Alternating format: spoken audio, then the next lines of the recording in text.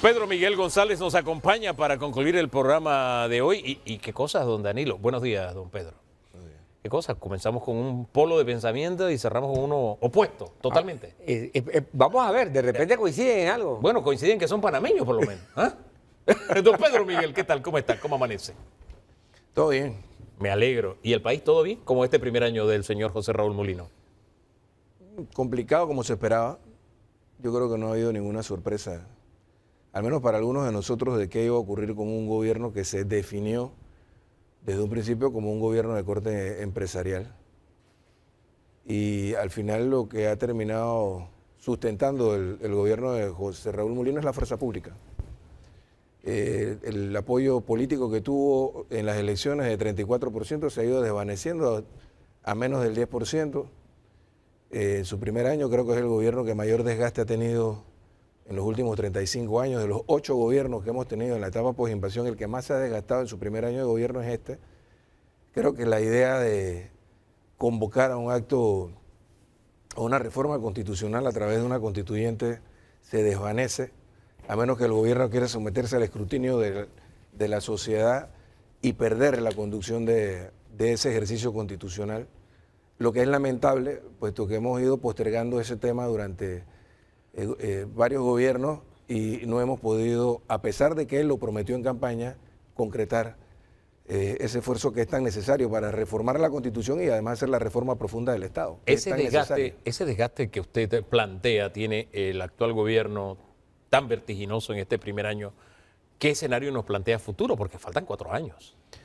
Sí, yo pienso que es un gobierno que va a tener cada vez más problemas. Como se ha dicho por otros participantes, creo que sí hay un camino hacia el autoritarismo. La propia personalidad y no es que ahora es el nuevo José Raúl Mulino, es el mismo José Raúl Mulino de la masacre en Bocas del Toro en el año 2010, pero ahora con mucho más poder. Y ahora vienen retos de la sociedad que están pendientes. El tema minero, por ejemplo, es un tema que ya ha planteado el gobierno, se va a traer al tapete. Hubo una gran movilización social en el mes de noviembre del año 2023. Hay que ver si el debilitamiento de los gremios, del movimiento social en esta coyuntura impide que todos los actores que reaccionaron en noviembre del 23 lo hagan cuando el gobierno pretenda imponer esa realidad. El tema de nuestra relación con Estados Unidos también ha habido un retroceso enorme, mucho más allá de lo que ocurrió con el gobierno de Endara, que fue el gobierno posinvasión del que él fue primero vicecanciller y luego canciller. La presencia militar de soldados o de efectivos norteamericanos en Panamá es totalmente inaudita e inaceptable. La actitud de este gobierno, contrario a lo que ha hecho la presidenta de México, el entonces primer ministro de Canadá, Trudeau, o el actual primer ministro de Canadá, o la reacción de los países de Europa frente a la pretensión de Estados Unidos o de Donald Trump de tomarse Groenlandia, contrasta con la forma dócil y genuflexa con la que el gobierno de José Raúl Mulino ha actuado frente a las presiones de Estados Unidos. Esos son temas que son fundamentales porque a nosotros nos costó casi un siglo lograr el perfeccionamiento de nuestra independencia y ahora pareciera que estamos en retroceso. Don Danilo. Yo coincido con usted, don Pedro, en el hecho de que el presidente llega a su último día del primer año con un considerable grado de desgaste.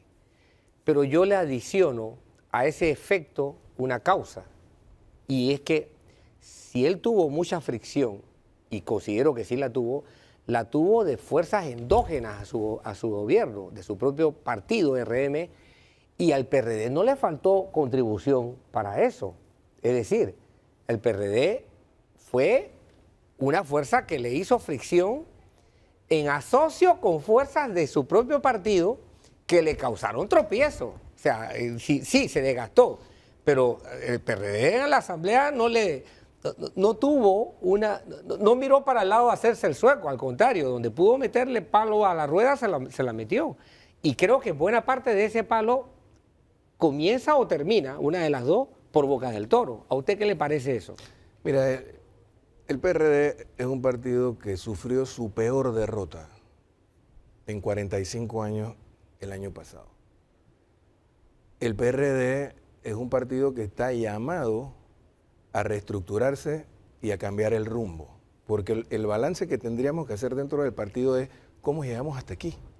¿Qué fue lo que hicimos a lo largo de los últimos 25, 30 años para llegar hasta aquí, hasta este punto? ¿Qué fue lo que hicieron? Y lo que hicimos fue irnos desvinculando de toda la alianza social con la que nosotros nacimos, aplicando o siguiendo el guión de los organismos financieros internacionales desde mediados de la década del 90, privatizando todos los servicios públicos, entregándole al capital transnacional nuestra propia riqueza y la soberanía sobre esos sectores estratégicos, y gradualmente, salvo contadísimas excepciones, lo que hicimos periodo tras periodo fue irnos desvinculando. Hoy el PRD sufre o adolece, igual que el resto de los partidos políticos, de una conexión con la sociedad. Lo que vimos en julio del 22 o lo que vimos en noviembre del 23 o lo que hemos visto en esta última coyuntura es la desvinculación total del liderazgo político del país, del liderazgo de los partidos políticos, no me refiero al gobierno nada más, de los actores sociales. Fíjese que entonces el PRD tiene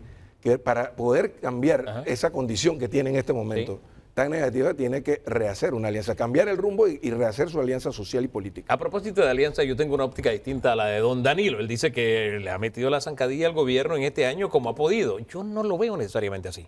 ¿Pero qué le tocaba a un partido de oposición? No, pero voy a ponérselo para conocer su análisis. Vamos a ver, ¿qué papel ha jugado? La Asamblea tenía una presidencia oficialista, con los votos del PRD. Y ahora que fueron a elegir una nueva directiva, el PRD estaba apoyando la candidatura oficialista, no de la oposición.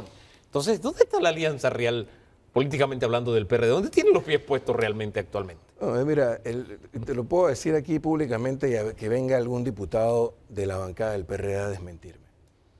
El PRD apoyó a la candidata del gobierno porque no le quedó otro remedio en el marco de la Asamblea Nacional, tratando de sostener los espacios que tiene en la Asamblea. Que son las planillas más abultadas, a propósito. Es correcto, pero el PRD estuvo en el gobierno los últimos 5 años. Hay diputados allí que tienen un gran peso dentro de la Asamblea Nacional en cuanto a la planilla, lo que tú dices. Entonces, los diputados de Vamos y los diputados del panameñismo ven en este momento esos espacios como su botín, como su espacio.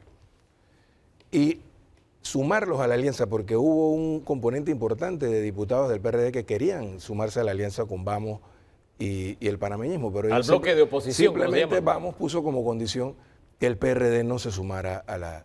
O sea, y al PRD no le quedó más remedio para tratar de preservar esos espacios allá. Ahora, el papel que el PRD jugó, pienso que no lo debió haber hecho ni en esta ocasión ni el año pasado apoyando al gobierno, porque en efecto fuimos una especie de partido bisagra para darle la gobernabilidad sin ningún tipo de acuerdo serio de Estado con el gobierno actual durante estos 2 años, pero cuando llegan los momentos críticos, que son los que vienen ahora, vamos a ver si el PRD juega el papel de oposición o no, como lo hizo con la ley 462. O sea, el PRD no apoyó la ley 462 y la mitad de Vamos se fue apoyando la ley 462 y algunos de ellos bajo condiciones que se han hecho públicas de nombramientos y de espacios políticos dentro del propio gobierno. Pero, don Pedro y Hugo, la pregunta, la premisa mayor que hay que preguntarse o plantearse aquí es, ¿y la Asamblea acaso respondía a Molino? No, señor. Molino tuvo su principal punto de fricción y de contradicción a lo interno. Pero tendría que responder, pregunto yo. O sea, no, pero en todos los países civilizados donde hay vida política, mira, los grupos políticos en la Asamblea son afines a su gobierno. No. Y este ni siquiera fue afín.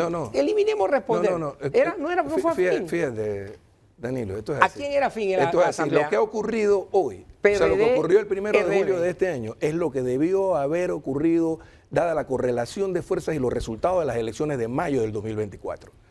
Mira, es más, de hecho, te puedo decir también con toda categoría, la candidatura de Jorge Herrera, igual que la precandidatura de Manuel Cohen, surgieron en San Felipe. No querían, ¿cómo? En San Felipe no querían a Shirley Castañeda.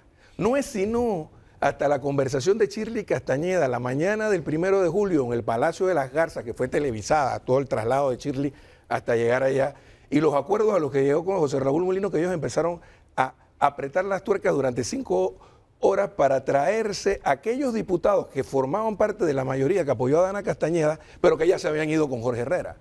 Porque realmente al final lo que ocurrió es que surgió desde San Felipe una alternativa distinta de un diputado que durante el último año era parte de la mayoría, de un diputado que durante el último año no era solo de la mayoría, era uno de los 5 diputados más cercanos a Dana Castañeda, de los que participaban en las reuniones en San Felipe. Sin embargo, el presidente de la República sigue insistiendo, lo dijo este jueves, que él no tiene las manos metidas en la Asamblea. Mira, él puede decir misa. Todos los diputados de la Asamblea Nacional, de un lado y del otro, saben lo que ocurrió y que lo que yo estoy diciendo aquí sentado en este programa es lo que ocurrió. Ahora bien, ¿por qué ocurrió? ¿Por qué no querían a Shirley? Por su cercanía con Ricardo Martinelli y el pugilateo que hay entre quién manda, quién es el que tiene liderazgo dentro de la facción de gobierno. Esa es harina de otro costal. Aquí lo importante es que existe una oportunidad con el contrapeso que pudiera ser la Asamblea si no se pliega a los dictámenes por prebendas u ofrecimientos que haga el órgano ejecutivo a los diputados de la mayoría legislativa para que ellos se puedan reelegir. La misma historia de siempre. Si ellos actúan como un factor de avenimiento, pueden resolver crisis como las que estamos viviendo o como las que se avecinan. Y te pongo un ejemplo. Nosotros controlábamos la Asamblea Nacional en el año 2000. Y cuando en mayo del año 2001, o sea, del 2000 hasta el 2002, durante 2 años, sí, el Pacto Meta controló la oposición, la Asamblea Nacional. Y cuando el gobierno de Mireya Moscoso se desmoronaba por las movilizaciones sociales y habían algunos ministros que ya salían huyendo del país, pensando que el gobierno de Mireya se caía, fue la Asamblea Nacional la que jugó el rol de avenimiento, fue en la Asamblea Nacional donde se llegaron a los acuerdos que le trajeron paz y sosiego a la sociedad panameña. Lo que hizo el presidente Mulino y lo que hizo el procurador actual, Luis Gómez, de seguir las indicaciones del Ejecutivo cuando la Asamblea medió en esta crisis que acaba de que está terminando y traen a Francisco Smith, el secretario de Citraibana, a llegar a un acuerdo para resolver el tema de Bocas del Toro. Es inaudito. Sale de la Asamblea Nacional desautorizada, el Ministerio Público arrestando a Francisco Smith. Eso fue uno de los factores que enardeció los ánimos en Bocas del Toro.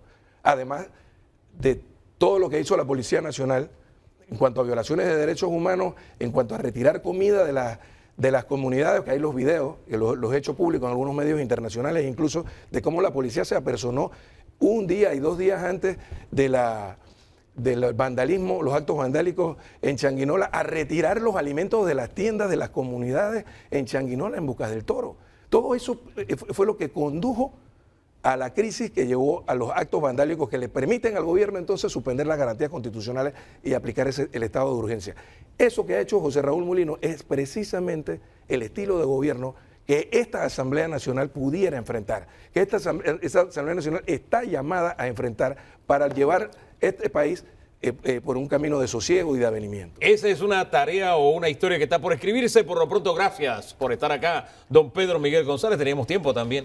Sí, con el primer invitado teníamos tiempo de no hablar con Pedro Miguel. Creo que un poquito más. Creo que un poquito más. Gracias por habernos acompañado. Don Danilo, gracias por sus análisis. A ustedes por la sintonía. Y el próximo domingo, juntos, primero Dios, otra vez. Esta tarde, 3 de la tarde, usted sabe, pantalla Eco. Está el programa completo y siempre disponible en nuestras redes sociales, en nuestras diferentes plataformas. Hasta aquí entonces el deseo de que nos sigamos regalando el mejor fin de semana de nuestras vidas, ¿le parece? Bendiciones.